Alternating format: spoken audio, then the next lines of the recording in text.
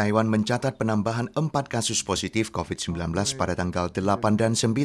2 adalah PMI, 1 adalah warga Burma yang datang untuk bekerja di Taiwan, dan 1 lagi seorang pengusaha Taiwan berusia 50-an tahun yang menuju Zhejiang, Tiongkok untuk berbisnis pertengahan September, asimptomatik saat kembali ke Taiwan 22 November dan dinyatakan positif terpapar melalui 2 kali tes yang dilakukan setelah dia mulai menderita demam panas dan dingin 4 Desember.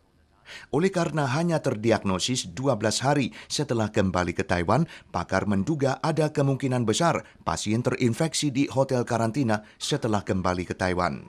第12天发病已经超过绝大部分的潜伏期了，98%的人潜伏期是最长是11天，所以呢，它只有2%的机会是在登机前就被感染。 Meski demikian, CECC tidak menganggap kasus ini sebagai kasus penularan lokal. 到现在也不能讲说叫做疑似本土了哈，没有这疑似本土的一个条件。 CECC menegaskan Taiwan mencatat 0 kasus lokal sejak 12 April dan tidak pernah ada kasus penularan di hotel karantina, maka pengusaha tersebut seharusnya tidak berisiko tertular di hotel karantina. Akibat berkurangnya curah hujan, kondisi kekurangan air di Taiwan Tengah dan Selatan semakin serius. Menurut WRA, ketinggian air di 5 waduk utama di sini telah lebih rendah dari level yang tercatat pada kemarau besar 5 tahun lalu. 首当其冲的反而是我们就桃竹苗以南这些地区，那这些区域在枯水期原本的这个降雨就比较少，那因此产生了这个干旱的问题。 Tahun ini adalah pertama kali dalam 56 tahun di mana tak satu pun taifun yang langsung mendarat di Taiwan. Ditambah dengan kurangnya curah hujan pada musim dingin, krisis kekurangan air sudah muncul di Taiwan Tengah sejak Oktober.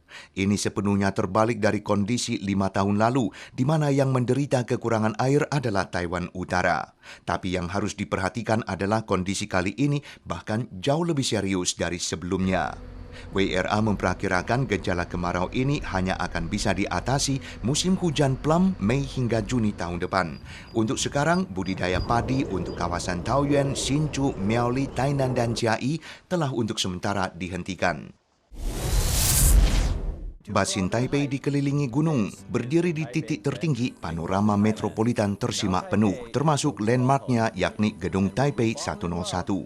Untuk memfasilitasi keunikan ini, Pemkot Taipei mengintegrasikan 7 segmen jalan setapak di kawasan pegunungan sekitar, menjalinkannya menjadi satu rute lintas Taipei sepanjang 92 km. Juga berkolaborasi dengan jaringan televisi National Geographic, memproduksi sebuah film dokumenter untuk mempromosikan kota Taipei pada dunia melalui sudut pandang baru.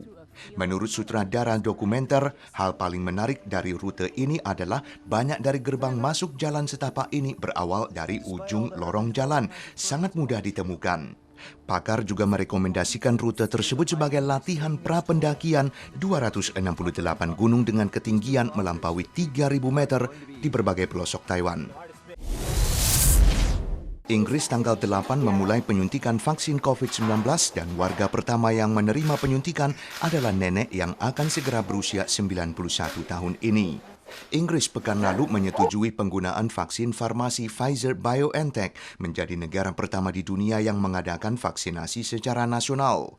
Penyuntikan vaksin segera dimulai Selasa. Target yang diprioritaskan adalah manula berusia 80 tahun ke atas, pegawai panti jompo dan petugas medis garis terdepan. Inggris adalah negara dengan kasus positif COVID-19 terbanyak di Eropa dengan angka kematian melebihi 61.000 orang. Untuk tahap pertama, vaksinasi direncanakan dilaksanakan terhadap 20 juta warga. Vaksin Pfizer diklaim memiliki keefektifan 95%, tapi durasi ketahanannya masih belum diketahui.